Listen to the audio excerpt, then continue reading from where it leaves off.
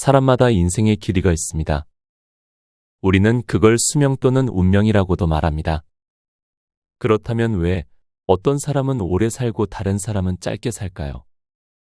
2022년 미국 노인병 학회지에 발표된 연구에 따르면 실험 연구에 참가했던 사람 중에 가장 낙관적인 사람 25%가 그렇지 않은 사람보다 90세 이상 살 가능성이 높았다고 발표했습니다. 다시 말해서 두려움과 걱정을 없애라는 말입니다. 하지만 여러분, 이런 생각도 들지 않나요? 긍정적인 마음, 운동 중요하다는 것 다 알죠. 근데 막상 알면서도 잘 못 지킵니다. 맞습니다. 단순히 긍정적인 마음을 가져라, 물을 마셔라와 같은 말은 행동으로 만들기 어렵습니다. 그래서 이 영상에서는 운동, 물 마시기가 아닌 사람들이 의외로 모르는 7가지 장수 습관을 알려드리려고 합니다.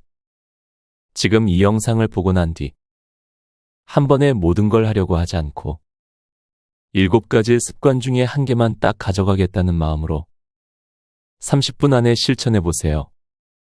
무병장수 인생을 사는데 많은 도움을 줄 거라 확신합니다. 지금부터 시작합니다. 첫 번째, 절대 귀가 멀어지면 안 된다. 흔히 나이를 먹으면 귀가 잘 안 들리게 되는 게 당연하다고 여기는데 청력 감퇴는 그리 쉽게 볼 문제가 아니다. 귀가 잘 안 들리면 인지 기능이 급격히 떨어지게 되기 때문이다. 청력이 떨어지면 다른 사람과 대화할 일이 줄어든다. 상대방의 이야기를 편안하게 들을 수 없으니 아무래도 누군가와 이야기하기가 꺼려진다. 이러면 사회 활동량이 줄어들고 우울감을 자주 느끼며 사회적 고립 상태에 빠지기 쉬워서 인지장애를 겪을 확률이 높아진다. 또 귀가 멀어지면 다른 사람의 말을 듣기 위해 뇌 에너지의 대부분을 청각 처리에 사용하게 되면서 다른 인지 기능들은 상대적으로 점점 쇠퇴해간다. 이른바 인지 부하 이론이다. 임상 경험으로 봐도 70대의 청력이 떨어지면 인지장애가 발병하는 경우가 많았다. 따라서 귀가 잘 안 들린다면 이비인후과에 방문해서 난청의 진행을 늦추는 동시에 주저하지 말고 보청기를 사용해야 한다. 귀 건강을 유지해서 다른 사람과 계속 대화할 수 있다면 인지장애가 발병할 위험도 줄어들게 할 수 있다. 옛날에는 보청기가 크고 갑자기 소리가 울리기도 해서 여러모로 불편했지만 요즘에는 기술이 발달한 덕에 성능이 좋아진 데다 크기도 작아져서 편리해졌다. 가격은 보통 100만, 300만 원대로 예전에 비해 저렴한 편이나 그래도 부담스럽다면 월 2만, 3만 원 정도로 사용할 수 있는 대여 서비스가 있으니 시험 삼아 이용해 보길 추천한다. 저렴하면서도 성능 좋은 보청기를 빌려서 쓸 수 있을 것이다. 아울러 난청의 진행 정도에 따라서 청각장애인으로 인정받으면 국가에서 제공하는 보조금을 받을 수도 있다. 두 번째, 나이 들수록 외모에 신경 써라. 심리치료법 중에 행동을 변화시켜서 감정을 조절하는 행동치료라는 방법이 있다. 흔히 알고 있는 인지치료와 대응하는 개념으로 이전과는 다른 새로운 경험을 시도하거나 낡은 습관을 바꿔서 마음을 치료하는 방법이다. 이는 60에서 70대 노인이 젊어지는 방법으로도 딱 들어맞는다. 기분이 좋지 않을 때 억지로라도 화장을 하고 머리를 다듬으면 마음이 한결 나아진다. 보통은 행동보다 마음이 먼저라고 생각하기 쉽지만 때로는 마음이 행동의 지배를 받는다. 다시 말해 예쁜 옷을 입거나 보톡스로 주름을 펴는 등 외모에 신경을 씀으로써 감정까지도 조절할 수 있다. 따라서 고령자일수록 외모 관리가 중요하다. 지금까지 만나온 여러 환자들을 보더라도 겉모습이 노인에 가까울수록 감정의 노화가 더욱 성큼성큼 진행되어 결국에는 전신 기능이 쇠약해지는 경우가 많았다. 반대로 노인임에도 외모에 신경을 쓰는 사람은 대체로 건강하다. 요양원에는 보통 출장 미용사가 정기적으로 찾아와서 커트와 파마, 염색 등의 유료 서비스를 진행하는데 직원들에게 물어보면 이러한 서비스를 이용하는 사람들은 대체로 인지장애 단계가 낮고 진행 속도도 더디다고 한다. 나 역시 인지장애를 앓고 있는 고령의 여성이 공들여 화장한 모습을 보면서 어딘가 모르게 생기가 넘치는 듯하다는 느낌을 여러 차례 받은 적이 있다. 나이 든 여성이라면 화장을 하고 머리를 손질할 뿐 아니라 필러나 보톡스를 맞아서 피부를 젊게 유지해야 한다.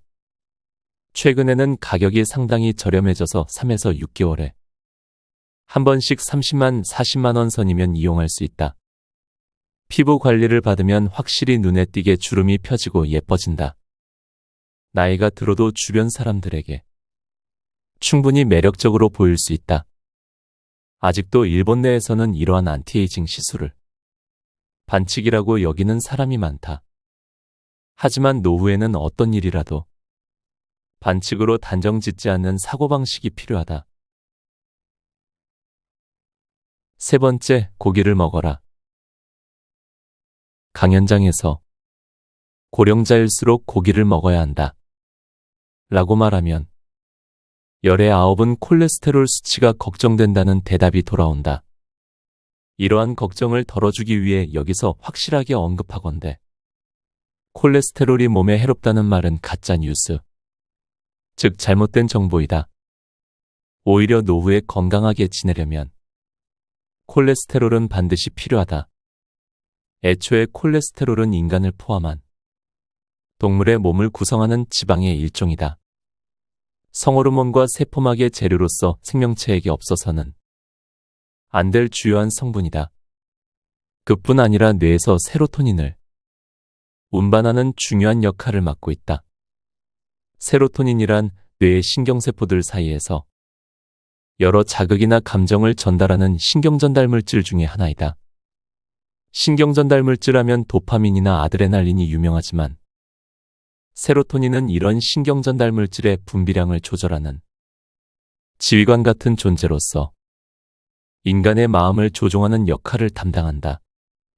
콜레스테롤은 이와 같은 세로토닌을 운반하는 물질로 콜레스테롤 수치가 높은 사람일수록 우울증에 걸릴 확률이 낮고 또 우울증에 걸리더라도 빨리 나을 수 있다.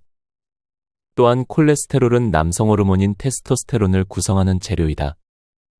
요즘 성관계를 맺지 않는 사람이 늘어나고 있는 이유도 콜레스테롤을 줄여야 한다는 잘못된 믿음이 퍼지면서 남성 호르몬 수치가 줄어든 탓에 있다고 생각한다. 더욱 놀랍게도 콜레스테롤 수치가 낮으면 암에 걸리기 쉽다는 연구 자료도 있다. 이는 면역세포를 구성하는 재료가 부족해지기 때문이다. 물론 콜레스테롤 수치가 지나치게 높으면 고콜레스테롤 혈증으로 동맥경화를 일으킬 위험도가 높아지는 것이 사실이다. 하지만 반대로 너무 낮아도 혈관이 약해져서 뇌졸중을 앓을 확률이 커진다. 사실 현대 일본인의 평균 수명이 세계에서 제일 높은 축에 속하는 이유 중에 하나도 옛날과는 비교할 수 없을 만큼 고기를 많이 먹어서 콜레스테롤 섭취량이 크게 증가한 덕에 있다. 콜레스테롤 수치가 오르면서 혈관이 탄력 있고 튼튼해졌기 때문에 출혈성, 뇌졸중으로 인한 사망자가 감소한 것이다.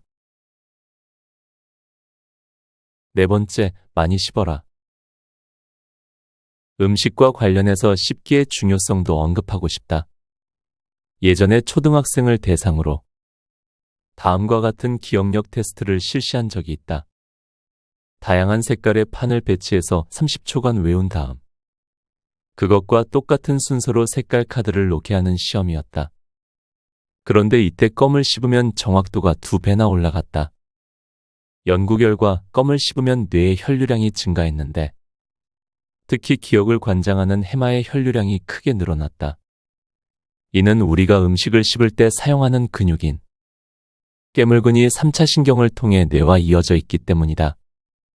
깨물근이 움직이면 대뇌와 편도체 같은 인지 기능을 담당하는 뇌 부위가 자극을 받아서 혈류량이 늘어난다. 또 껌을 씹으면 치아를 감싸고 있는 치근막에도 압력이 전달되는데 이 역시 뇌와 이어져서 뇌를 자극하고 활성화한다. 따라서 반대로 건강하지 못한 치아는 인지장애를 일으키는 원인이 된다. 이유는 크게 두 가지다. 첫째, 씹는 횟수가 줄어들면 뇌로 가는 자극이 감소해서 인지 기능이 떨어지게 되기 때문이다. 둘째, 씹는 힘이 약해지면 신선한 채소와 같이 딱딱한 음식을 피하고 면처럼 부드러운 음식을 자주 먹게 되는데 그에 따라 비타민이 부족해져서 인지장애가 발생할 위험이 커진다. 실제로 치아가 거의 없는 사람은 치아가 20개 이상 있는 사람에 비해 인지장애가 발생할 확률이 1.85배나 높다는 연구 결과가 있다. 또 알츠하이머형 인지장애 환자는 채소 섭취량이 적다고 한다. 이 때문에 건강하게 오래 살고 싶다면 돈이 많이 들더라도 틀니나 임플란트를 활용해서 치아 건강을 지켜야 한다. 덧붙여서 뇌를 자극하기 위해서는 깨물근을 많이 움직여야 하므로 껌이나 오징어를 자주 씹자. 심심할 때 간식거리를 씹는 것만으로도 뇌 건강을 지켜낼 수 있다. 새끼 식사를 할 때에도 젊었을 때보다 더 많이 씹어먹는 습관을 들여야 한다. 이러한 작은 습관이 뇌의 노화를 막는다. 5번째, 무슨 일이든 일을 해라. 세계적으로 인정받는 장수 지역에는 다음과 같은 공통점이 있다고 한다. 무엇보다도 사람들이 꾸준히 몸을 움직인다. 장수 지역에는 나이가 들어도 밭일, 정원 가꾸기, 집안일 등으로 꾸준히 몸을 움직이는 사람들, 즉 일하는 사람들이 많았다. 그 외에도 배부르게 먹지 않기, 목적의식 지니기, 스트레스 해소하기 등의 공통점이 있었지만 건강하게 오래 살기 위한 조건으로 꾸준히 몸을 움직이는 것, 즉 일하기를 제일 중요하게 꼽았다. 일하기의 중요성을 알려주는 또 다른 예로는 영국이 한 경제지에서 수십 년에 걸쳐 진행한 행복도에 관한 조사를 들 수 있다. 여기서는 이혼이나 배우자의 사망, 실업과 같은 삶의 큰 사건으로 사람의 행복도가 어떻게 달라지는지를 조사했는데 인간의 행복도에 가장 크게 부정적인 영향을 미치는 요소는 실업이었다. 이혼이나 배우자의 사망보다 일자리를 잃는 일이 인간을 가장 불행하게 만드는 요소였다. 인간에게 일은 절대 없어서는 안 될 요소이다. 세계 각지에서 진행된 비슷한 조사들에서도 모두 늙어서도 계속 일해야 오래 살 수 있고 행복도도 높다는 결론이 나왔다. 관련 자료를 다 소개하자면 책 한 권을 채우고도 남을 정도로 방대하다. 그만큼 과학적으로 밝혀진 사실임이 틀림없다는 뜻이다. 서양에는 매일 우유를 마시는 사람보다 매일 우유를 배달하는 사람이 더 건강하다. 라는 속담이 있는데 저절로 고개가 끄덕여지는 말이다. 나 역시 노후를 건강하고 행복하게 그리고 유의미하게 보내기 위한 가장 중요한 조건은 일하기라고 생각한다. 정년이 곧 은퇴가 아님을 명심하고 연령에 맞게 아니 때로는 나이를 잊고서라도 계속 일하는 것이 인생을 의미 있게 보내는 방법이다. 6번째, 규칙적인 생활로 수면 리듬 유지해라. 불면증의 원인은 다양하다. 우울증이 원인인 경우도 있고 순환기계 질환처럼 몸 상태가 좋지 않아서 잠을 못 자는 경우도 있다. 하지만 대부분은 잠들지 못할까봐 두려워하는 정신적인 문제에서 기인한다. 이러한 종류의 불면증은 규칙적인 생활을 하면 크게 나아진다. 먼저 밤에 잘 자기 위해서는 아침에 일어나는 시간을 일정하게 유지해야 한다. 회사에 다닐 때는 출근 시간이 정해져 있으므로 저절로 기상 시간이 일정할 수밖에 없었는데 당시에는 무척 피곤하게 느껴졌겠지만 그것은 우리의 몸과 마음에 좋은 영향을 미쳤다. 매일 같은 시간에 일어나는 습관이 심신의 변화를 최대한 막아주었기 때문이다. 그러나 은퇴 후 그럴 필요가 없어서 기상 시간이 들쑥날쑥해지게 되면 세로토닌과 같은 신경 전달 물질의 분비가 줄어들고 세로토닌이 부족해지면 수면을 유도하는 멜라토닌도 줄어들어 수면 장애를 겪기 쉽다. 따라서 신경 전달 물질의 정상적인 분비를 촉진하기 위해서는 매일 아침 같은 시간에 일어나야 한다. 전날 밤 푹 자지 못했거나 늦게 잠들었더라도 아침이 되면 평소와 같은 시간에 침대에서 나와야 한다. 당일은 조금 피곤하고 졸리겠지만 길게 보면 뇌와 몸을 지키는 좋은 습관이다. 여기에 매일 아침 같은 시간에 식사를 하면 수면에 더욱 긍정적인 효과를 미친다. 수면 리듬을 일정하게 유지하기 위해서는 식생활의 리듬도 중요하기 때문이다. 7번째, 성호르몬 감소를 주의하라. 중장년층은 성호르몬 감소에도 주의해야 한다.